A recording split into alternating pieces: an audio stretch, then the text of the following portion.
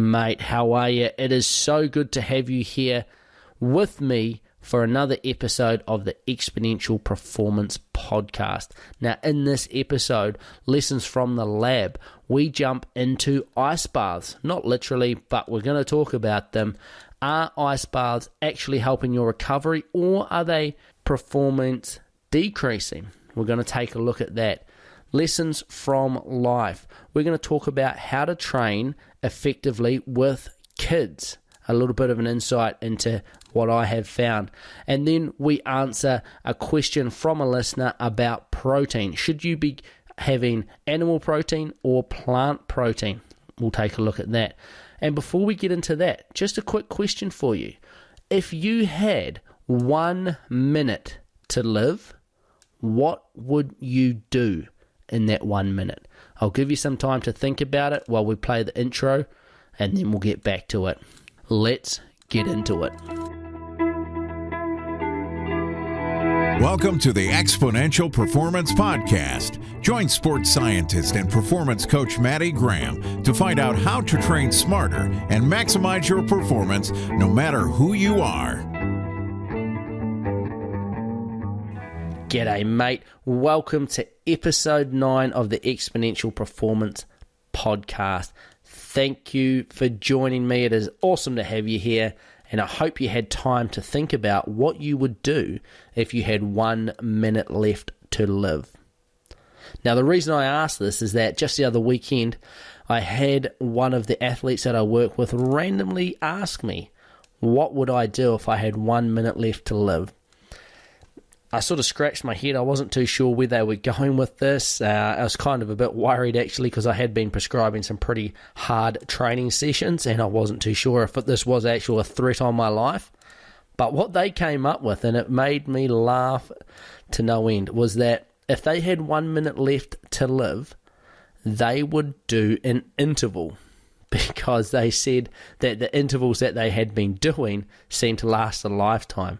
And it just cracked me up. And to be honest, it's such the truth. When you punch out an interval, it doesn't matter how long it is, it just seems to drag on and on and on. Even if it's a 10-second, almost the shorter they are, the harder they are, and the longer they seem to go. It's almost like the space-time continuum becomes warped somewhat, and it just drags. A second becomes like 10 seconds. 10 seconds feels like a minute. And then as soon as you hit your recovery, it's the complete opposite. The recovery just flies by and it disappears before you know it. So, if you were ever faced with the situation in future, what would you do if you had 1 minute to live? Jump on that bike, chuck on those running shoes, and get into an interval, because it lasts a lifetime. I hope you've had a good week and that your training is progressing well. Last week I asked, what do you guys do while you're listening to the podcast? And I had some interesting answers. I had some people say that they were sitting down and listening to it with their family at dinner time. Interesting dinner time listening, but whatever does it for you. Had a couple of people say they use it on the wind trainer or the turbo trainer when they're punching out some intervals, housework, and also while they are running and at work. So let me know, what do you do while you're listening to the Exponential Performance Podcast? I would be very interested to know. I want to get to know you better so I can keep providing you useful, practical information that you can use in your training to reach your goals. Final thing before we jump into the show today is, if you could, can you please head over to iTunes and give me an iTunes rating, and also leave a review over there. This just helps promote this show to get it out there to more people, and in the long run, this will help with the sustainability of it. So if you could get over to iTunes, give me a rating, give me a review, let me know what you think. It would be greatly appreciated. Now, I have shaken off most of my cold that I had last week. I had a few comments actually that my voice sounded better last week, a little husky. So I'm sorry that that's all gone and you're back to my normal whiny little voice. But that's what you get when you tune in. So, without further ado, we're going to jump into lessons from the lab today, and we're going to take a look at ice baths. Let's do it.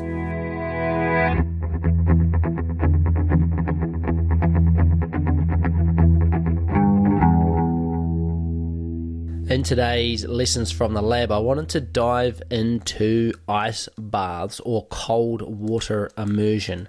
Now, cold water immersion has been around for a long time, and it's been all about speeding up recovery, because cold water immersion, is often being claimed, or it's believed to have reduced edema or swelling, decreases the perception of pain associated with the muscle soreness, decreased perception of fatigue,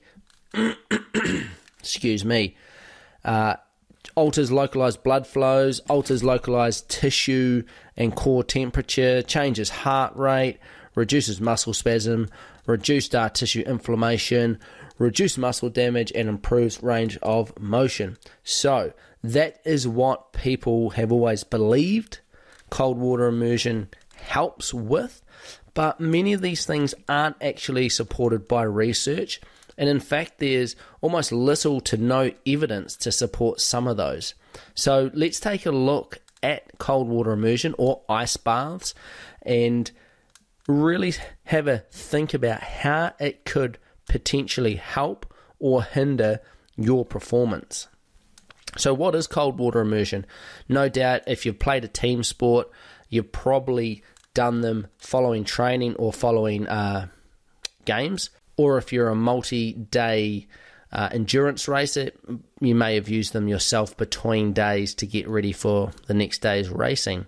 So essentially what it is it's a recovery process that involves the immersion of the body into cold water, which is equal to or less than 15 degrees centigrade, or if you're one of our American listeners, 59 degrees Fahrenheit.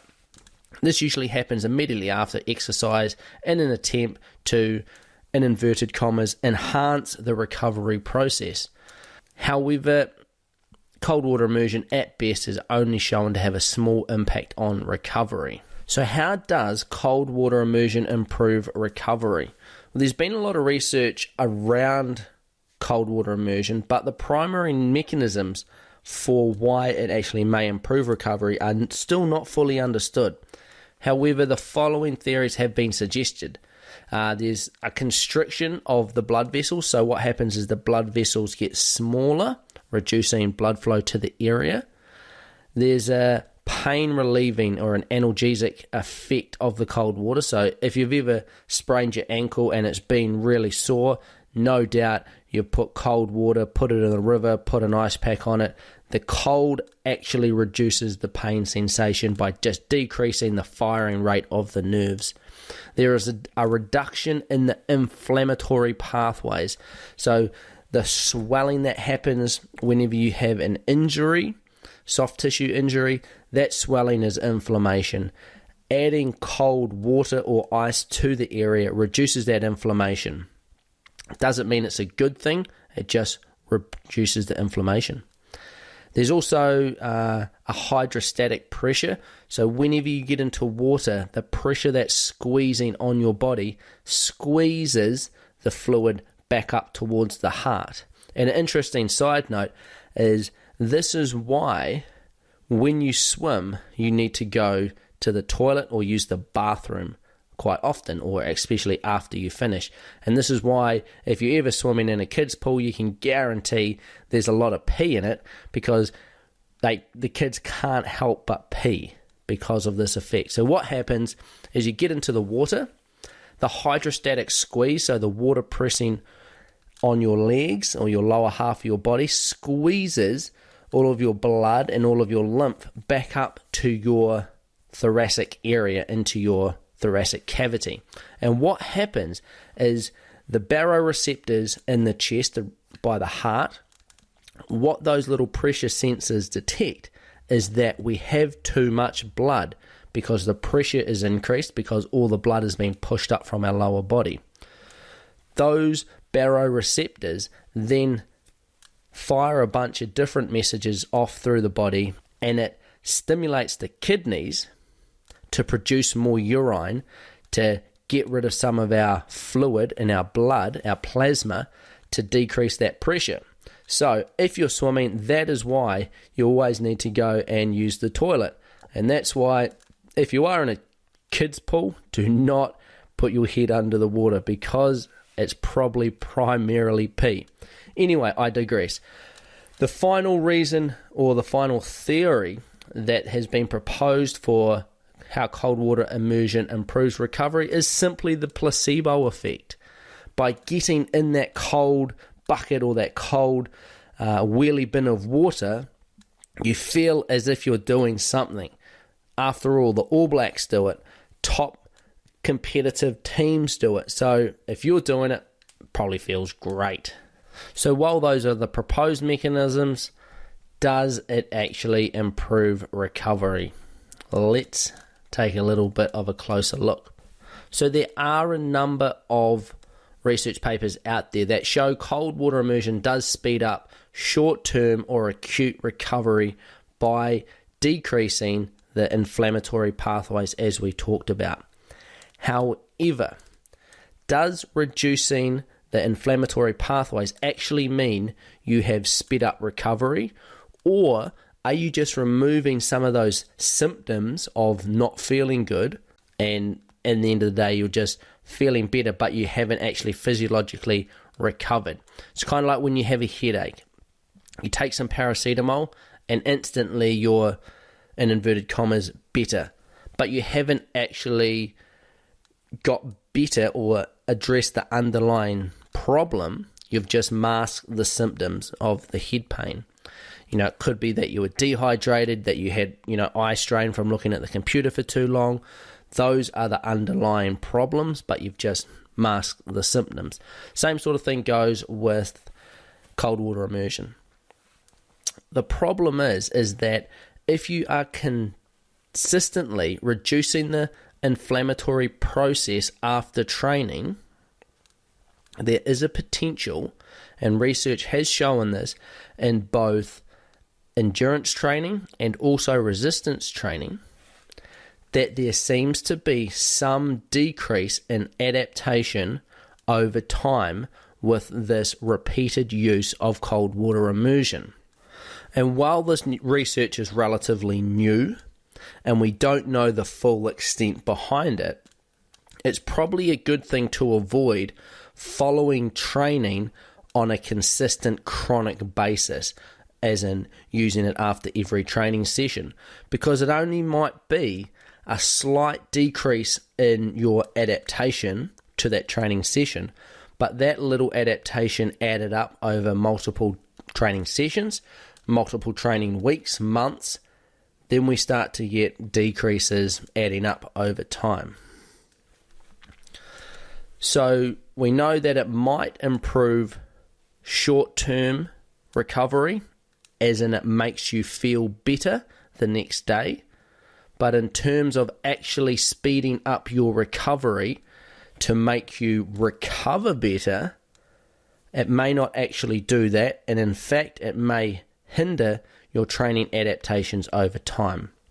So with that in mind, here is what I would suggest. On the whole, I would tend to suggest avoiding cold water immersion following day-to-day training sessions. So in your day-to-day training, avoid cold water immersion because of that potential to reduce training adaptations with chronic use. With that in mind, I'm not hating on cold water immersion. I think it has its place, and this is where I think its place is. In training, if you're doing a big block of training, say you're doing a little bit of a mini training camp where you're doing sort of like a Friday afternoon, Saturday, Sunday, sort of like a big 3-day training phase, and you want to put in an abnormal amount of work during that weekend to stimulate a super compensation, then getting up the next day before your another big session after you've done a big session it potentially could be a good time to have those legs feeling good again so you can go out and hit it a bit harder. 1 or 2 cold water immersion sessions after training isn't going to have a big effect, given that your overall training volume is going to outweigh the negative effect from the positive adaptations that you get from the training. So you could potentially use it after really big training sessions when you want to back up the next day with another big training session. Now, normally, if you just let your body take its natural process, what you would find is that the next day your legs are sore, you're probably not able to produce as much power or push yourself as hard because the body wants to force you to rest a little bit. But we want to overload the body to get that super compensation, so we're hitting it again. We want to be able to push hard. So feeling good, that placebo effect, a reduction in inflammatory process, a reduction in delayed onset muscle soreness, we're going to be able to push hard in those subsequent sessions. So I definitely think it has its place in little mini training blocks or training camp environments. So the other place I would recommend it, if it is practical for your situation, is multi-day racing. So if you have got to back up day after day of racing, let's say it's the coast-to-coast 2-day race, or whether it be a multi-day cycling event, multi-day mountain bike stage race, multi-day running ultramarathon type thing. When you have to get up in the morning and back up after a big day of racing, you want to be feeling good. You don't want to have extremely sore, tired legs, and cold water immersion could help this. It helps by reducing that inflammatory process, as we talked about, reducing that swelling, and that in turn reduces the delayed onset muscle soreness, that tight, stiff feeling that you get. Now, it doesn't necessarily mean that you have recovered any better, as in there's still the muscle fiber damage, there's still the depletion in the muscle glycogen. It's not magically going to help you recover faster, but if you feel better, you're going to perform better. So if you feel better, you're going to perform better. So on multi-day races, I would highly recommend you getting in some cold water immersion following each day of racing, whether that be sitting in an ice bath, whether that just be sitting in cold water. For example, the Pioneer multi-stage mountain bike race, you can just sit in the lakes and the rivers that are nearby, in the coast to coast. If you're doing the 2-day race, as soon as that mountain run finished, get yourself into the river, or they do have a recovery tent there with inflatable little pools, but get yourself in the river where it's cold, get some cold water on those legs, because it is going to help reduce that inflammatory process, reduce that swelling, and reduce that muscle soreness the next day. It might only be by a bit, but if your legs feel better, you're going to be able to perform better the following day. So there you have it. There's a little bit of a summary about cold water immersion. Ideally, I would suggest avoiding it during day-to-day training and recovery, and just let your body take its natural process, / make sure your training program is scheduled with enough training load and adequate recovery, and then to be used in training camp / training blocks where you want to be able to back up day after day of hard training, where any potential decrement in adaptation is outweighed by the increased training volume. And then finally, I think where it's ideally suited to is multi-day racing, or if you're a team sport athlete in a tournament setting where you've got to perform day after day, with the idea of reducing inflammation and making you feel better, but not necessarily recovering, in inverted commas, more optimally, because the underlying problem is still there, and you're going to be making it worse that day with more racing. But if you feel better, you're going to go better. So there you have lessons from the lab done.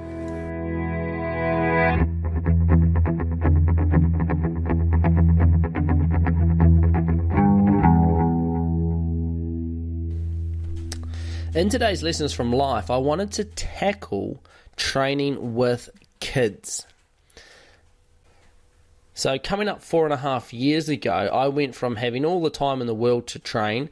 All I had to worry about was a very flexible business that I ran, obviously exponential performance coaching, and spending time with my wife, Lily. So we went from having pretty much nothing to then having a new child, and I had signed up for the biggest endurance race that I had ever done, which at that stage was a 1,200 kilometre self-supported mountain biking event. Since this time, we've added another child to my family. We've got Elsie, who is now 4 and a bit, and then Merritt, who is 2 and a bit. We've got a bigger mortgage, and the time for training seems to be getting less and less and less. I get lots of questions from people about how do you best fit in training for the long events that I do with my other commitments. So what I wanted to do in today's Lessons from Life is just give you some tips and hopefully some practical hints and things to be aware of when you are training with kids. Now, some of you obviously won't have children, so this may not apply, but this also applies to those who are very busy in terms of their work life. So I guess you could term this training with kids or a very busy job. Now, I think number one, and I put it at number one because I think without this you can't really do anything else, and that is partner support. And it truly is number one. You really need your partner on board with what you're doing. Otherwise, it makes life very hard. And I think one of the most important things is communication. Got to have that good communication so that everybody's on the same page with where you're going.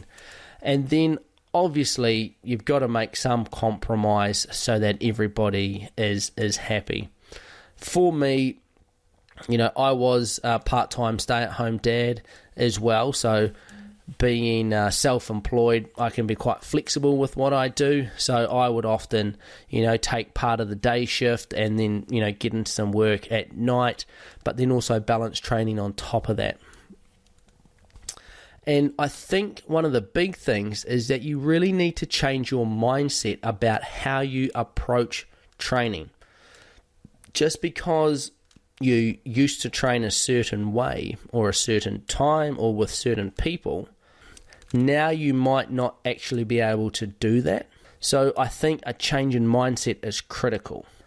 It doesn't mean that you're not going to be able to train just as effectively, but you're going to have to do it slightly different. And I think you need to be quite confident in your change of approach, because you'll see all of your other training partners that you used to train with say, before children, out there training like you used to. And you may get a little bit, of FOMO, fear of missing out. But if you have confidence in what you're doing, and what you're doing is actually good, then you shouldn't have a problem. One way I tackled this is getting up and training in the morning. Now, with our first child, Elsie, I used to be able to pretty much bank on 100% that she was going to sleep till 7:30 in the morning.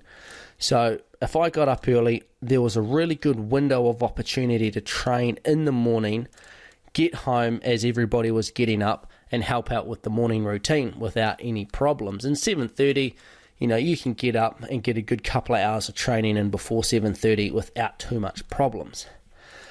But with our second child, Merritt, and when I signed up for the Tour of Aotearoa, which is the 3,000 kilometre bikepacking event down the length of New Zealand, we had Merritt, and she was a bit of a different story. She had no schedule. She was up and down at all different times of the night. And bloody, as kids go, I guess, the only thing you can count on is that things are going to change. The only consistent thing is that it's consistently going to change. So I went from early morning trainings, which I found worked really, really well for me, to not really being able to do them because either we had a really terrible night's sleep So I was too exhausted to get up in the morning, or two, Merritt was up super early after feeding all night, so I'd take over the early morning shift to give Lily a little bit of a lie-in or a bit of a rest. So what I ended up doing is training for the Tour of Aotearoa is I ended up doing a lot of night training. So I would put the kids to bed around about 7:30, and then I'd go and get on my bike and put in a relatively big session in the evening. And what that would mean is that potentially I wouldn't get as much sleep as I needed or optimally would, but in the morning I had no other option but to get up because there was a screaming baby there to deal with. So rather than having to use my motivation to get up and get out and train early, it sort of made the decision for me. Now with early morning trainings and late night trainings are a little bit of a double-edged sword, and meaning that they are going to take a big toll on you because you are going to be losing some sleep at some stage either end of it, usually. If you're getting up early or going to bed later, you're losing some of those sleep. So you have to be a little careful. And you need to make sure that you balance your recovery accordingly so that you don't get too run down, you don't compromise your immune system too much, and just so that you are actually adapting to the training that you're doing. Now, the other time that I found really effective for training was lunchtime. And depending on, your work and what else you've got on, a bit of a lunchtime smash can be really effective. In the early days when we just had one kid, what I would often do when I was looking after her in the afternoon and she went down for her afternoon nap, I'd have the wind trainer set up. I'd jump on the wind trainer. I'd have my iPod, potentially my computer set up in front of me for a little bit of entertainment while I was smashing out some intervals. But I would also have the baby monitor set up in front of me so I was able to see how she was getting on with her sleep. And because I didn't really have much time, we couldn't really bank on how long she was going to sleep for, I would just use as much high-intensity interval training as I possibly could. And this works really well for those that are very busy at work as well. If you have an hour lunch break, you can sneak out for a 30, 45-minute session. A lot of people will look at that time frame and say, it's not even worth going and getting my gear on if I'm going to train that much. But if you utilize that time that you have, it can be very effective. And if you don't have time for those longer sessions, then splitting up your day to have 3 smaller sessions can be a very effective way of training. If you are multidisciplined, say a triathlete, that obviously works in quite easily. Swim in the morning, run at lunchtime, potentially bike in the evening. But also if you're an endurance cyclist or an endurance runner looking to get in a long session, but you don't have, let's say a 3-hour period to set aside for that particular session, you can just, had a bit of time in the morning, let's say an hour in the morning, hour at lunchtime, hour in the evening, or, even less than that, 45. And what you'll find is that really starts to add up to become a very, very effective session. Not only that, but you even start to add on that added benefit of having muscle glycogen depleted. So training on depleted muscle glycogen, and I think we've talked about that in previous episodes.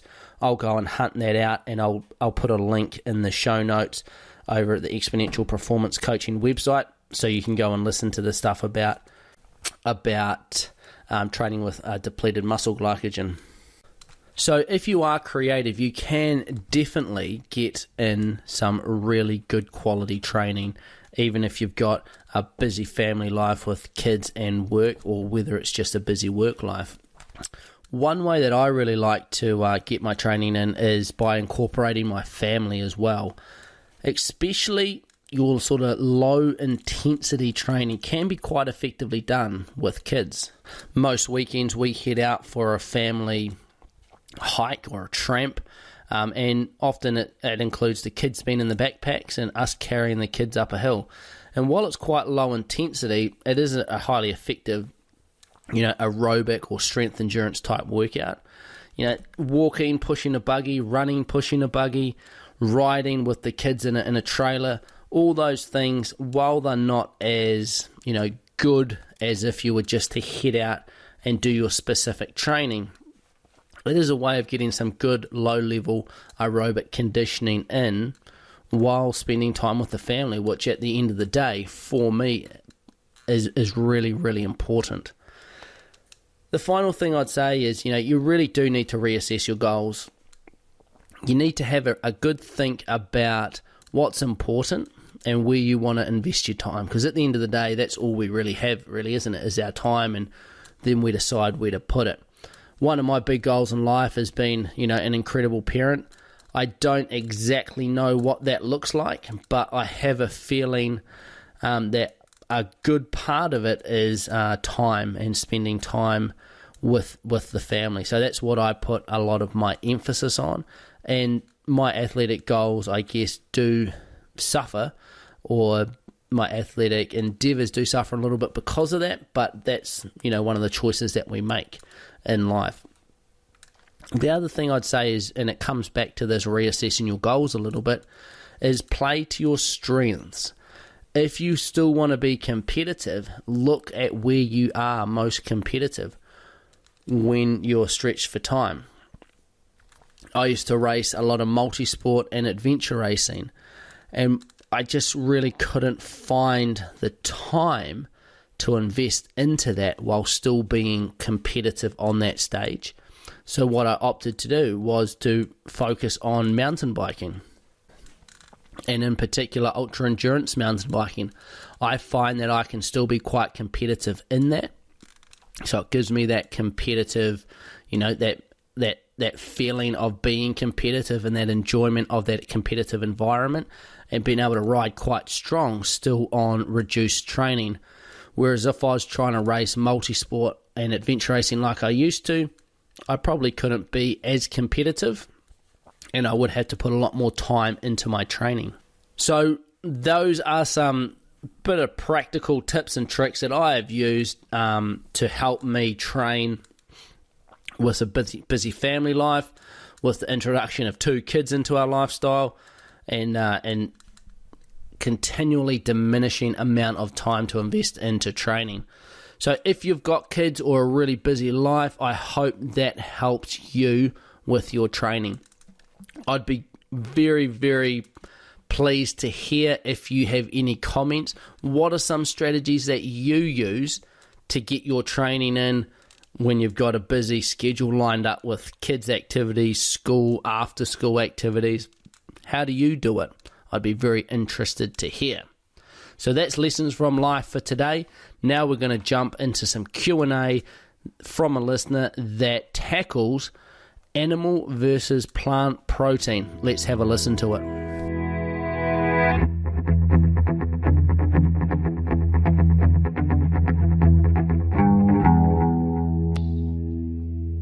Hi, my name's Jono.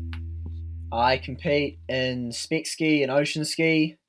I'm a reasonably serious competitive athlete. I'm just curious as to what the balance should be between animal-based proteins and plant-based proteins. Animal-based proteins are complete, as you know, obviously. However, they come with negative health consequences such as saturated fats. Well, then plant-based proteins don't have these, but then they're less bioavailable and incomplete. What should our balance of daily protein intake be from these things? Can an athlete truly be a vegan or strive to be vegetarian and try to cut out the meat products? Or will meat always be a key component in our diet? Thanks. Well, Jono, thanks for your question, mate. Now, this is an extremely interesting one. And to be honest, there is not really a recommendation out there with a balance of animal protein and plant-based protein. And you gave us a really good rundown on the differences between the two, so hopefully people learnt from that just in itself, but I will expand on that a little bit. So when we talk about complete proteins and incomplete proteins. What a complete protein is it is a protein that has all 9 essential amino acids in it. Now, what an essential amino acid is it is an amino acid that cannot be made by the body. It's essential. We have to get it through food. If we don't get it through food, it cannot be made in the body.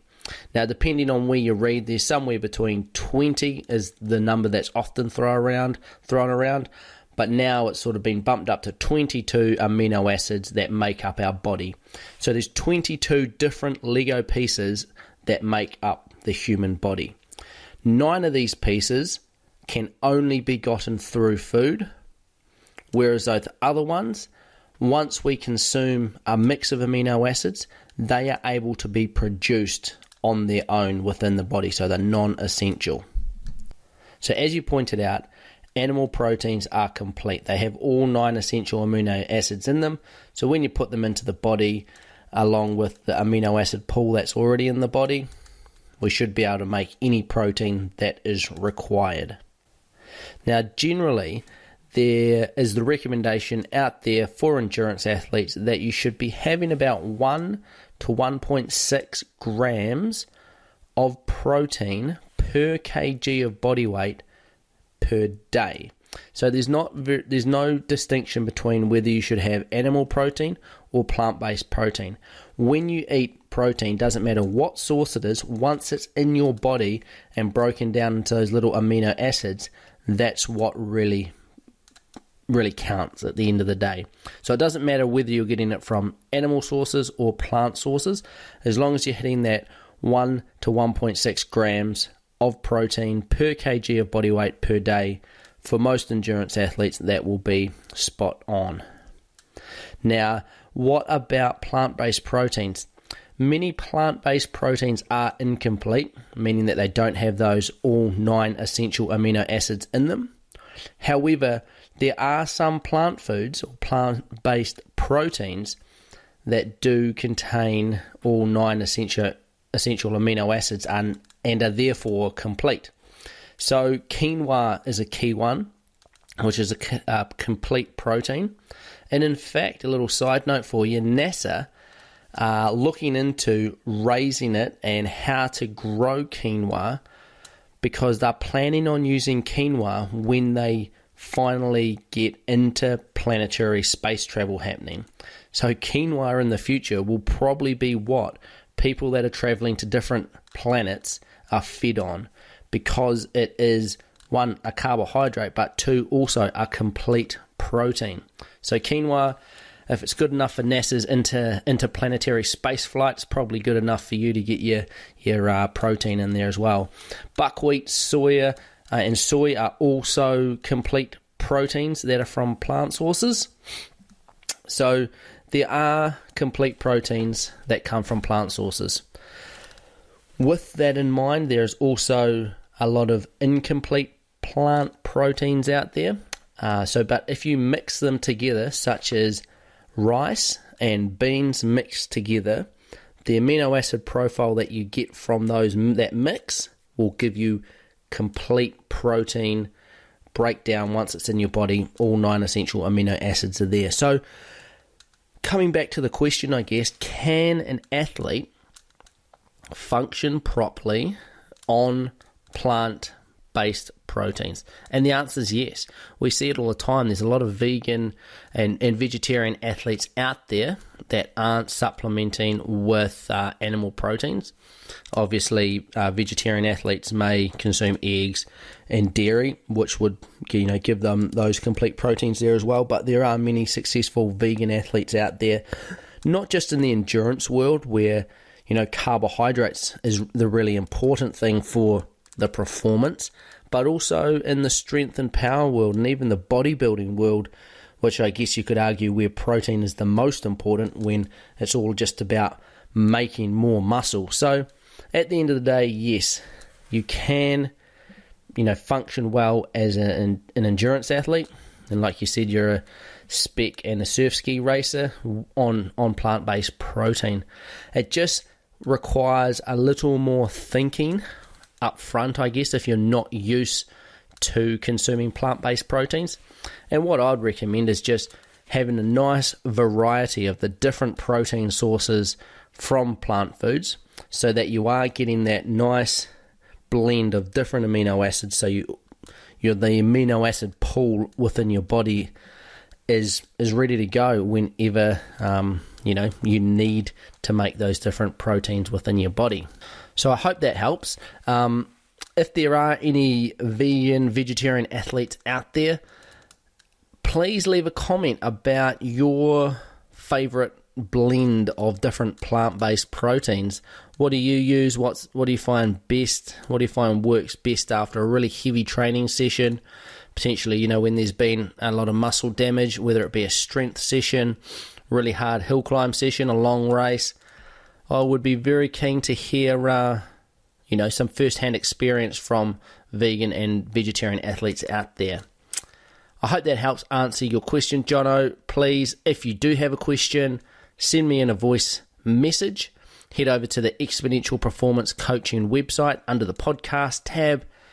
Head down there and you just push the little record button, record your voice message, send it in. And as a way of saying thank you, I will send you a free copy of the Performance Temple Handbook series.